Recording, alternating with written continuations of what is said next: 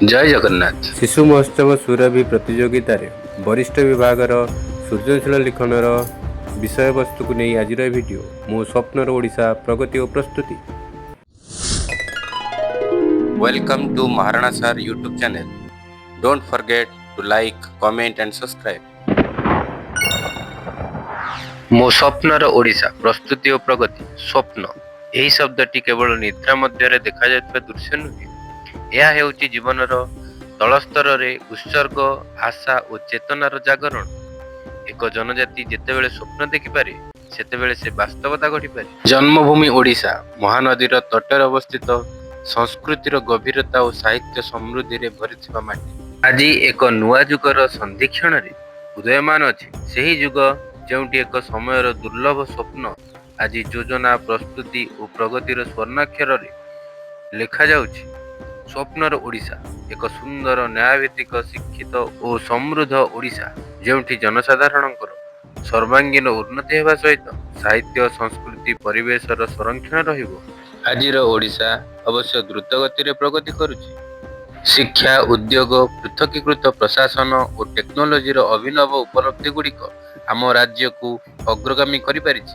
କିନ୍ତୁ ସ୍ୱପ୍ନର ଓଡ଼ିଶା ପାଇଁ ଏସବୁ ପ୍ରଗତି ସହ ଜନଚେତନା, ନିଷ୍ଠା ଓ ଦୃଢ଼ ସଂକଳ୍ପର ଅତି ଆବଶ୍ୟକତା ରହିଛି।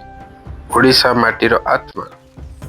ଓଡ଼ିଶା ମାଟି ସେହି ମାଟି ଯେଉଁଠି କଳିଙ୍ଗର ଗୌରବ ରହିଛି, ଯେଉଁଠି ଅଶୋକ ହୃଦୟ ପରିବର୍ତ୍ତନର ମାର୍ଗରେ ଶାନ୍ତି ଦେଖିଥିଲେ। ଏହି ମାଟି ସୃଜନଶୀଳତାର, ସାହସର ଓ ଧୈର୍ଯ୍ୟର ମାଟି। କିନ୍ତୁ ଇତିହାସ ରହିନଥାଏ କେବଳ ଅତୀତରେ, ଇତିହାସ ନିଜେ ନୂତନ ଇତିହାସ ଗଢ଼ିବାକୁ ଶିକ୍ଷା ଦେଇଥାଏ। ସ୍ୱପ୍ନର ଓଡ଼ିଶା ହେଉଛି ସେହି ଏକ ମାଟି ଯେଉଁଠି ପରମ୍ପରା ଓ ପ୍ରଗତିରେ କୌଣସି ଦ୍ୱନ୍ଦ୍ୱ ନାହିଁ।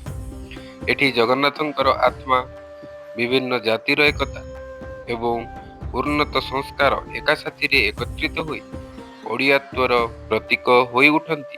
କୋଣାର୍କର ସୂର୍ଯ୍ୟ ମନ୍ଦିର, ପୁରୀ ଜଗନ୍ନାଥ ଧାମ, ଲିଙ୍ଗରାଜ ମନ୍ଦିର ଓ ଚିଲିକାର ନୀରବ ସୌନ୍ଦର୍ଯ୍ୟ ସବୁ ଆମ ଓଡ଼ିଶାର ଗୌରବକୁ ପ୍ରତିନିଧିତ୍ୱ କରେ। ଶିକ୍ଷା ଆଲୋକର ନିର୍ମାଣ। ସ୍ୱପ୍ନର ଓଡ଼ିଶା ତାହା ଯେଉଁଠି ଶିକ୍ଷା ଅଧିକାର ନୁହେଁ, ଅଙ୍ଗୀକାର। ପ୍ରାଥମିକ ଶିକ୍ଷାଠାରୁ ଉଚ୍ଚଶିକ୍ଷା ପର୍ଯ୍ୟନ୍ତ ପ୍ରତି ଛାତ୍ର ହେବ ନୂଆ ଭବିଷ୍ୟତର ଚେତନାର ଧାରକ। ପାଠପଢ଼ା କେବଳ ପୁସ୍ତକ ସୀମାରେ ରହୁନାହିଁ, ସେ ହେଉ ଜୀବନ ଲାଗି ଶିକ୍ଷା, ଦୟା, ସହଯୋଗ, ସାହସ ଓ ସୃଜନଶୀଳ ଚିନ୍ତନ ନେଇ। ଓଡ଼ିଶାରେ ଆଜି ଅନେକ ଶିକ୍ଷା ସଂସ୍ଥା ଉତ୍ପତ୍ତି ହୋଇଛି, କିନ୍ତୁ ସ୍ୱପ୍ନ ହେଉଛି ସେଗୁଡ଼ିକୁ ଗ୍ରାମ ପର୍ଯ୍ୟନ୍ତ ନେଇଯିବା, ଯେଉଁଠି ଚାରିପାଖେ ଜଣେ ଶିଶୁ ପାଠ ଶିଖିବ, ଚାଷ ସହିତ ଏବଂ ଟେକ୍ନୋଲୋଜି ଓ ପରମ୍ପରା ଦୁହେଁ ଗଢ଼ିବେ ଉଜ୍ଜ୍ୱଳ ଓଡ଼ିଶାର ଭବିଷ୍ୟତ। ଏହା ଏପରି ଓଡ଼ିଶା ଯେଉଁଠି ଜ୍ଞାନ ଓ କାର୍ଯ୍ୟ ଏକା ସାଥିରେ ଆସୁଛି, ପରିବେଶ ଓ ପ୍ରକୃତି ସହ ଜୀବନର ସମନ୍ୱୟ। ଓଡ଼ିଶା ହେଉଛି ସ୍ୱପ୍ନ ଓ ପ୍ରକୃତିର ସମାୟନ। ଗାଡ଼ିଆ, ନଦୀ, ସାଗର, ବେଳାଭୂମି, ହ୍ରଦ, ଅରଣ୍ୟ ଏହିସବୁ କେବଳ ଦୃଶ୍ୟ ନୁହେଁ, ଏହିସବୁ ବିଭାଗ ଆମର ସ୍ପନ୍ଦନ।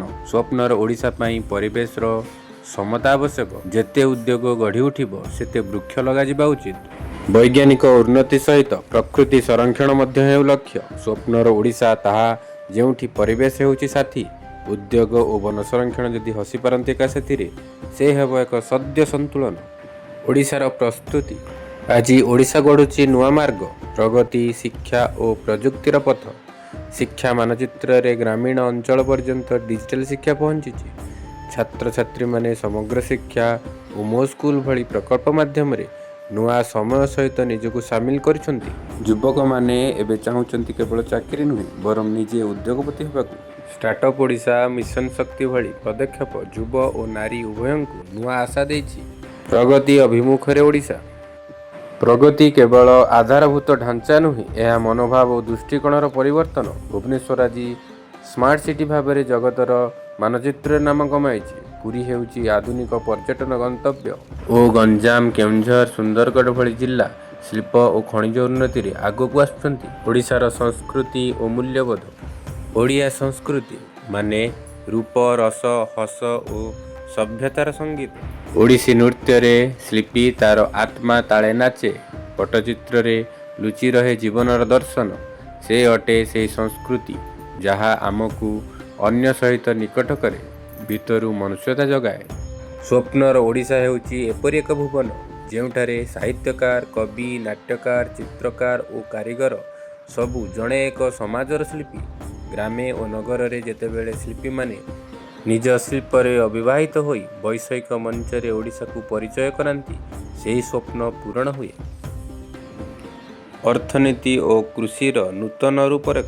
ସ୍ୱପ୍ନର ଓଡ଼ିଶା ହେଉଛି ସେହି ଓଡ଼ିଶା ଯେଉଁଠି ଜଣେ ଚାଷୀ ଲଜ୍ଜିତ ନୁହେଁ ଗର୍ବିତ। କୃଷି ସହିତ ବିଜ୍ଞାନ ଯେତେ ଯୁକ୍ତ ହୁଏ, ତେବେ ମାଟି ସେତେ ନୂତନ ଫସଲ ଧାରଣ କରେ। ବିଜ୍ଞାନ, ଜଳ ବ୍ୟବସ୍ଥା ଓ ଅଗ୍ରଗତିଶୀଳ ଚାଷ ପ୍ରଣାଳୀରେ ଓଡ଼ିଶାର ଗ୍ରାମ ଭବିଷ୍ୟତର ନାୟକ ହେବ। ନାରୀ ମଧ୍ୟରେ ଜାଗ୍ରତ ଶକ୍ତି। ସ୍ୱପ୍ନର ଓଡ଼ିଶାର ହୃଦୟ ହେଉଛି ନାରୀ। ସେ ମା, ସେ ଶିକ୍ଷିକା, ସେ ମଜଦୁର, ସେ ଓଡ଼ିଶା ମାଟିର ସ୍ୱର। ଯେତେବେଳେ ନାରୀ ସମାନ ସୁବିଧା ଓ ସୁରକ୍ଷା ପାଇବେ, ସେତେବେଳେ ଓଡ଼ିଶାର ଜୀବନ ନୀତି ସଫଳ ହେବ। ନାରୀ ସଶକ୍ତିକରଣ ହେଉଛି ନୂତନ ପିଢ଼ିର ଆଧାର। ସେମାନେ ଶିକ୍ଷିତ, ଦକ୍ଷ ଓ ସ୍ୱାଧୀନ ହୋଇ ଗ୍ରାମ ଓ ନଗରକୁ ନୂତନ ଗତି ଦେଇପାରନ୍ତି। ଯଦି ପ୍ରତି ଗାଁରେ ନାରୀ ନିଜ ହାତରେ ଆଲୋକ ଜଳାଇପାରେ, ସମଗ୍ର ରାଜ୍ୟ ଆଲୋକିତ ହେବ। ଯୁବ ଓ ଭବିଷ୍ୟତର ରୂପକଳ୍ପନା। ଯୁବ ସମାଜ ହେଉଛି ସ୍ୱପ୍ନର ହୃତ୍ପିଣ୍ଡ। ଯୁବକମାନେ ଯଦି ସିଦ୍ଧ, ଆଦର୍ଶ ଓ ଦକ୍ଷତା ସମ୍ପନ୍ନ ହୁଅନ୍ତି, ସେହି ସମୟରେ ଦେଶ ପ୍ରଗତି କରିଥାଏ। ଓଡ଼ିଶାର ଯୁବପିଢ଼ି ଆଜି ଟେକ୍ନୋଲୋଜି, ଶିଳ୍ପ ଓ ନବୋଦୟ ଦିଗରେ ପଦକ୍ଷେପ ନେଉଛନ୍ତି। ସେମାନେ ସେହି ଭବିଷ୍ୟତ ଯେଉଁଠି ସୀମା ରହିବ ନାହିଁ।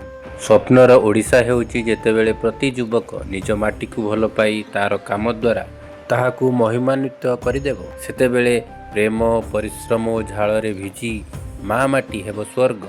ସୁଶାସନ ଓ ନୀତିର ପଥ। ପ୍ରଗତି କେବଳ ସଫଳ ପ୍ରକଳ୍ପର ଫଳ ନୁହେଁ, ସେ ହେଉଛି ନୀତି, ଦାୟିତ୍ୱ ଓ ସତ୍ୟନିଷ୍ଠ ପରିଚାଳନାର ସଫଳତା। ସ୍ୱପ୍ନର ଓଡ଼ିଶାରେ ସରକାର ହେବ ପାରଦର୍ଶୀ, ଜନମୁଖୀ ଓ ସେବାପରାୟଣ। ଇ-ଗଭର୍ଣ୍ଣାନ୍ସ ଓ ସ୍ୱଚ୍ଛ ପ୍ରଶାସନ ଯେତେ ଜନସାଧାରଣଙ୍କ ପର୍ଯ୍ୟନ୍ତ ପହଞ୍ଚିବ, ସେତେବେଳେ ଜନତା ମଧ୍ୟ ଏକ ଉତ୍ତରଦାୟୀ ନାଗରିକ ଭାବେ ଜାଗି ଉଠିବେ। ପ୍ରତି ମଣିଷ ଯଦି ନୀତି ଓ ନିଜ ଦାୟିତ୍ୱରେ ଦୃଢ଼, ସରକାର ମଧ୍ୟ ଉନ୍ନତ ହେବ। ଜନତା ଓ ଶାସନର ମଧ୍ୟରେ ଯେତେ ଏକତା ହେବ, ସେହି ମୁହୂର୍ତ୍ତରେ ଓଡ଼ିଶା ଅଗ୍ରଗତି ହେବ। ଅନ୍ତିମ ସ୍ୱପ୍ନର ଦିଶା। ସ୍ୱପ୍ନର ଓଡ଼ିଶା ଏହା କେବଳ ଗୋଟିଏ ଆକାଂକ୍ଷା ନୁହେଁ, ଏହା ଏକ ସଂକଳ୍ପ, ଏକ ଏକତାର ସ୍ୱର, ଏକ ଭବିଷ୍ୟତକୁ ବାସ୍ତବ କରିବାର ପ୍ରତିଜ୍ଞା। ଏହା ହେଉଛି ମାଟି ମା ପାଇଁ ଭଲ ପାଇବାର ଆବେଗ, ଭାଗିଦାରର ଶପଥ ଓ ଭାବନାର ପବିତ୍ରତା। ସେ ସ୍ୱପ୍ନର ଓଡ଼ିଶା ଆମ ମଧ୍ୟରେ ଅଛି, ହୃଦୟରେ, ପ୍ରସ୍ତୁତିରେ ଓ ପରିଶ୍ରମରେ। ଆମେ ଯଦି ସମସ୍ତେ ଏକାସାଥୀ, ସେହି ସ୍ୱପ୍ନ ଅବଶ୍ୟ ହେବ ସତ୍ୟ। ଧନ୍ୟବାଦ। ଭିଡ଼ିଓଟି କେମିତି ଲାଗିଲା ମତାମତରେ ଜଣାନ୍ତୁ। ଯଦି ଭିଡ଼ିଓଟି ଭଲ ଲାଗିଥାଏ, ତେବେ ଲାଇକ୍ ସହ ସାଙ୍ଗମାନଙ୍କୁ ସେୟାର କରିନିଅନ୍ତୁ ଏବଂ ଚ୍ୟାନେଲରେ ନୂଆ ଥିଲେ ସବସ୍କ୍ରାଇବ୍ କରିନିଅନ୍ତୁ।